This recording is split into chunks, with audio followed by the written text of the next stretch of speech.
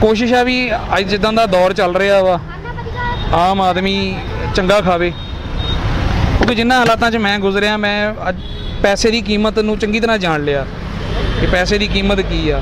कोई इस तरह के हालात भी सी भी जदों घर दे विच ना राशन सी ते ना आपां किसे तो मंग सकदे सी। तां बस हुण अज बाबे नानक दा वाहिगुरू दा पूरा शुक्र है भी किरत कर रहे हैं ते आपां आपदी किरत कर रहे हैं, बाकी सब वाहिगुरू दे हत्थ भी उन्हें किस तरह रिजक बख्शना वा। कि बहुत सोहनी गुजर रही सी 2013 ਦੇ ਵਿੱਚ आ के जॉब छड्डी, जॉब छड्डदे ही फिर बिजनेस ਦੇ ਵਿੱਚ आ गया। बिजनेस ਦੇ ਵਿੱਚ भी परमात्मा ने बहुत सोहनी सुनी यह जी खूबसूरत सुनी कि बुलंदियां छू लीआं, पर सोचा नहीं सीगा कोई इस तरह का टाइम आऊगा। 2017 एंड के उत्ते मैं खुद बीमार हो गया। वो बीमार होने की वजह नाल कारोबार के उत्ते असर पिया। करियाने का काम सी, नाल परचेज रिटेल भी करते सी, होलसेल भी करते सी।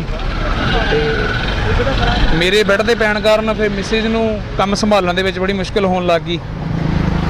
कुछ बाजार दीयां देनदारियां, कुछ बैंकां दे करजे सी। इसे दौर दे विच कमाईयां हुईयां सारियां चीज़ां एक एक करके अखां मूहरे जांदियां रहियां। आप मैं बिस्तर ते पिया सी, देख रहा सी गड्डियां मकान सब जाते हुए। उस तो बाद 2020 तक इस तरह ही हालातों नाल लड़ते रहे। सोचता रहा भी किसी तरह पुराने नाम के टाइप का काम कर ला। फिर 2020 दे विच लॉकडाउन लग गया। लॉकडाउन दीयां परिस्थितियां इस तरह दीयां हुईयां भी रोटी पानी तो भी परेशान हो गए। और जिस कौम तो असीं बिलोंग करते हैं, जिस समाज दे विच असीं रहने हैं, उत्थे आपां मंग भी नहीं सकते। उस मजबूरी सदका अंदर ही बैठे रहे, बड़ा मुख्य हालातों के विच लॉकडाउन का समा कढ़िया। इदां ही बैठते घर दे विच काम दे लई चर्चा हुंदी सी, क्योंकि हुण ना तां पैसा बचिया सी ते ना नाम सीगा कोई, ते ना कितों कोई पैसा मिलन की आस सी, उम्मीद सी। तां उस दौर दे विच मैं ते मेरे मिसिज सलाह करते सी भी की करिया जावे। तां पहिलां दे समय दे विच असीं अक्सर हੱਸਦੇ सी भी मेरे घर मिसिज बहुत वधिया खाना बनाते हैं। ਅਸੀਂ ਉਹਨਾਂ ਨੂੰ ਹੱਸ ਕੇ ਕਹਿੰਦੇ ਸੀ ਵੀ ਤੈਨੂੰ ਢਾਬਾ ਖੋਲ ਦਿੰਦੇ ਆ। ਬਸ ਉਹ ਬੈਠੇ ਬੈਠੇ ਇਸ ਤਰ੍ਹਾਂ ਹੀ ਕਿਸੇ ਤੋਂ ਪ੍ਰੇਰਨਾ ਮਿਲੀ ਸਾਨੂੰ, ਤੇ ਉਹ ਪ੍ਰੇਰਨਾ ਸਦਕਾ ਅਸੀਂ ਇਹ 2 ਆਈਟਮਾਂ ਸਿਲੈਕਟ ਕੀਤੀਆਂ। ਹੁਣ ਕੁਝ ਚੈਲੰਜ ਸੀ, ਕੋਈ ਸਾਧਨ ਨਹੀਂ ਬਚਿਆ ਸੀ। ਇੱਕ ਮੋਟਰਸਾਈਕਲ ਸੀ ਮੇਰੇ ਕੋਲ, ਗੱਡੀਆਂ ਗੁੱਡੀਆਂ ਤਾਂ ਪਹਿਲਾਂ ਹੀ ਦੱਸ ਚੁੱਕਿਆ ਵੀ ਵਿਕ ਚੁੱਕੀਆਂ ਸੀ। ਨਾ ਕੋਈ ਜਮ੍ਹਾਂ ਪੂੰਜੀ ਸੀ, ਜੋ ਮਾੜਾ ਮੋਟੀ ਜਮ੍ਹਾਂ ਪੂੰਜੀ ਸੀ ਉਹ ਲੋਕਡਾਊਨ ਦੇ ਸਮੇਂ 'ਚ ਆਪਾਂ ਖਾ ਬੈਠੇ ਸੀ ਘਰ ਦੇ ਵਿੱਚ। ਤਾਂ एक दो दोस्तों तो कुछ पैसे उधार ले, कुछ बच्चों दी गुल्लकां दे विचों पैसे ले, ते समान दा राशन लियांदा। बड़ी हिम्मत करके मोटरसाइकिल दे मगर ही इदां करेट वगैरह बन्निया। कुछ समय समाज दे डर भी सामने आते सी भी भाईचारा समाज की कहूगा। फिर गुरुआं दी दित्तियां होईयां सिक्षावां सामने आईयां भी मेहनत करनी है, किरत करनी है, ते उहदे विच आपां नूं काहदा घबराहट आ, कोई डर नहीं। तां असीं समान तैयार कीता ਤੇ ਆ ਖੜੇ। ਤੇ ਉਸ ਤੋਂ ਬਾਅਦ ਹੁਣ ਵੀ ਆ ਤੇ ਜਿਹੜੀ ਕੋਸ਼ਿਸ਼ ਆ ਮੇਰੀ ਇਸ ਸਾਰੇ ਕੰਮ ਦੇ ਪਿੱਛੇ ਪਹਿਲਾ ਪ੍ਰਿੰਸੀਪਲ ਤਾਂ ਇਹੀ ਆ ਵੀ ਅਸੀਂ ਗੁਰੂਆਂ ਦੀਆਂ ਸਿੱਖਿਆਵਾਂ ਦੇ ਉੱਤੇ ਹੀ ਕੰਮ ਕਰਨਾ। ਤਾਂ ਮੈਂ ਆਪਦਾ ਸਮਾਨ ਵੀ ਆ ਜਿਹੜਾ ਉਹ ਉਸੇ ਤਰ੍ਹਾਂ ਹੀ ਤਿਆਰ ਕਰਦਾ, ਬਿਲਕੁਲ ਸ਼ੁੱਧ ਤਰੀਕੇ ਨਾਲ, ਸਾਫ਼ ਸੁਥਰਾ, ਹਾਈਜੀਨਿਕ ਤਰੀਕੇ ਨਾਲ, ਠੀਕ, ਔਰ ਸਹੀ ਮਸਾਲਿਆਂ ਦੇ ਕੰਬੀਨੇਸ਼ਨ ਦੇ ਨਾਲ। ਇਹ ਸਾਰੀਆਂ ਚੀਜ਼ਾਂ ਸਾਡੇ ਘਰ ਦੇ ਵਿੱਚ ਮੇਰੇ ਮਿਸਿਸ ਤਿਆਰ ਕਰਦੇ ਆ। ਇਸੇ ਤਰ੍ਹਾਂ ਤੁਸੀਂ ਜੇ ਦੇਖੋਗੇ ਤਾਂ ਮੇਰੇ ਚਾਵਲ, तो चावलों में भी मैं मतलब कुछ नैचुरल इनग्रीडियंट पाने की कोशिश करदा, जिवें काली मिर्च हो गई, आ ताज़ा दरख्त का कड़ी पत्ता, मिठी निम कह दें आपां इहनूं, तां जिहड़ी साडे सेहत लई बहुत फायदेमंद आ। तो कोशिश ये सीगी भी घੱਟ पैसिਆਂ ਦੇ ਵਿੱਚ कुछ इस तरह का कराया जाए भी आम आदमी नूं साफ सुथरा खाना भी नाल मिले। हुण तुसीं इस तरह ही मैं कड़ी प्रिपेयर करदे आ, प्योर बेसन के पकौड़े आ, बेसन की खट्टी चाटी वाली लस्सी दी नाल कड़ी तैयार की हुई है, ठीक है। गाहक आंदा कई बार तो वो पहला कई बार कह दिंदा गाहक टेस्ट का, असीं उहनूं टेस्ट करवाई दा। तो आ जिहड़ी हुण मैं बनाउण लग्या साडी हाफ प्लेट आ जी, ये 30 रुपए की प्लेट असीं दे रहे हैं। नाल इहदे असीं एक गिलास लस्सी, घर की लस्सी दे रहे हैं। तो कोशिश है भी अज जिद्दां दा दौर चल रहा वा आम आदमी चंगा खावे, क्योंकि जिन्हां हालातां 'च मैं गुजरिया मैं अज पैसे की कीमत नूं चंगी तरह जान लिया कि पैसे की कीमत की आ। कोई इस तरह के हालात भी सी भी जदों घर दे विच ना राशन सी ते ना आपां किसे तो मंग सकदे सी।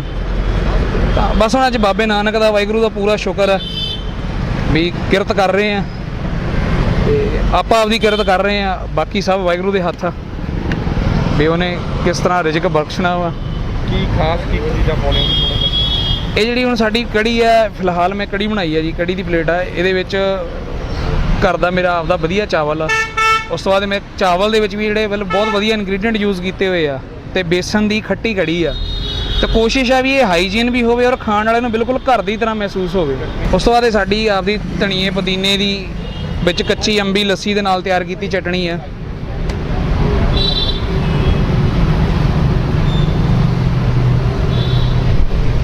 ਇਹ ਚਟਣੀ ਦੇ ਵਿੱਚ ਮੈਂ ਮਤਲਬ ਧਨੀਆ ਪੁਦੀਨਾ, ਠੀਕ ਆ, ਕੱਚੀ ਅੰਬੀ ਨਾਲ ਮਸਾਲੇ ਨਾਲ ਲੱਸੀ, ਇਹ ਸਾਰੀਆਂ ਚੀਜ਼ਾਂ ਇਹਦੇ ਵਿੱਚ ਪਾਣਾ। ਔਰ ਸਾਰਿਆਂ ਨਾਲੋਂ ਵੱਡੀ ਮੇਨ ਚੀਜ਼ ਵੀ ਜਿਵੇਂ ਆਪਾਂ ਜਿਹੜੀ ਚੀਜ਼ ਨੈਚੁਰਲ ਰੱਖਣ ਦੀ ਕੋਸ਼ਿਸ਼ ਕਰਦਾ, ਪੁਰਾਣੇ ਸਵਾਦ, ਮਿੱਟੀ ਦੀ ਕੁੰਡੀ ਦੇ ਵਿੱਚ ਇਹਦਾ ਧਨੀਆ ਪੁਦੀਨਾ ਮੈਂ ਮਿਰਚ ਕੁੱਟਦਾ ਵਾ।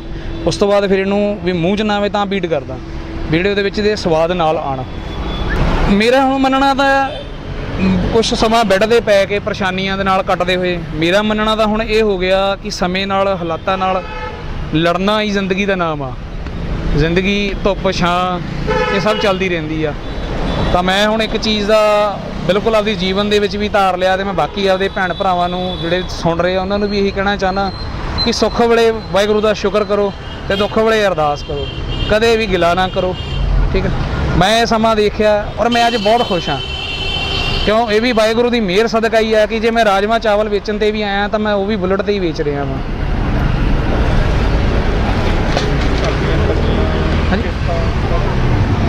ਹੁਣ ਜਦੋਂ ਕੰਮ ਕਰ ਰਹੇ ਆ, ਉਸ ਤੋਂ ਪਹਿਲਾਂ ਲੋਕਡਾਊਨ ਦੇ ਸਮੇਂ ਦੇ ਵਿੱਚ ਮੇਰੇ ਕੋਲ ਘਰੇ ਇਨੋਵਾ ਰੱਖੀ ਹੋਈ ਸੀ, ਪਰਸਨਲ ਮਕਾਨ ਸੀ ਜੀ ਆਪਦਾ, ਉਹ ਵੀ ਸੇਲ ਹੋ ਗਿਆ।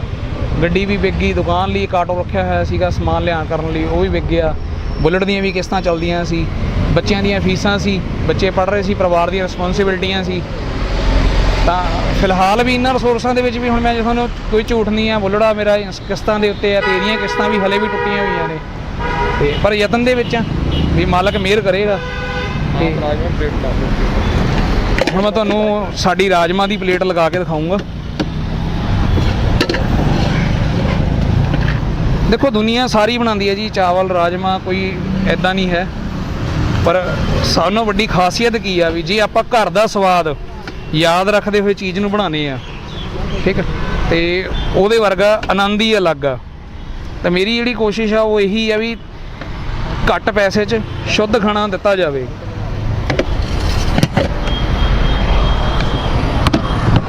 ਤੁਸੀਂ ਰਾਜਮਾ ਵੱਲ ਨਿਗਾਹ ਮਾਰੋ, ਮੈਂ ਮਸਾਲਿਆਂ ਦੇ ਵਿੱਚ ਕੋਈ ਪਹਿਲਾਂ ਥੱਲੇ ਪਾਉਣੇ ਨਾ, ਦੂਸਰੇ ਵੀ ਪਾਉਣੇ।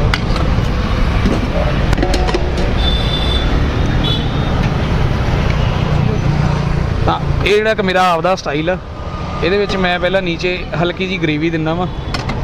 ਇਹ ਮੈਂ ਜਦੋਂ ਘਰ ਖਾਂਦਾ ਤਾਂ ਮੇਰਾ ਮਤਲਬ ਖੁਦ ਖਾਣ ਦਾ ਵੀ ਇਹੀ ਇੱਕ ਤਰੀਕਾ ਸੀ। ਉਸ ਤੋਂ ਬਾਅਦ ਇਹਦੇ ਵਿੱਚ ਚਾਵਲ ਦਿੰਦਾ ਜੀ। ਮਤਲਬ ਕਈ ਵਾਰ ਗ੍ਰਾਹਕ ਪੁੱਛ ਲੈਂਦਾ ਵੀ ਭਾਜੀ ਨੀਚੇ ਪਾਇਆ ਤੁਸੀਂ, ਕੀ ਚੱਕਰ ਆ? ਤਾਂ ਫਿਰ ਉਹਨੂੰ ਕਹਿੰਦਾ ਵੀ ਮੇਰਾ ਇੱਕ ਆਪਦਾ ਹੀ ਅੰਦਾਜ਼ਾ ਜੀ ਵੀ ਮੈਂ ਘਰੇ ਇੱਦਾਂ ਹੀ ਖਾਂਦਾ, ਅਤੇ ਵੀ ਤੁਸੀਂ ਵੀ ਜਦੋਂ ਖਾਓਗੇ ਤੁਹਾਨੂੰ ਇਹ ਦਿੱਕਤ ਨਹੀਂ ਮਹਿਸੂਸ ਹੋਊਗੀ ਮਿਕਸ ਕਰਨ ਦੇ ਵਿੱਚ। ਨੀਚੋਂ ਵੀ ਜਿਹੜਾ ਸਮਾਨ ਦਾ ਅਰੋਮਾ ਉਹ ਤੁਹਾਨੂੰ ਨਾਲ ਮਿਲੂਗਾ।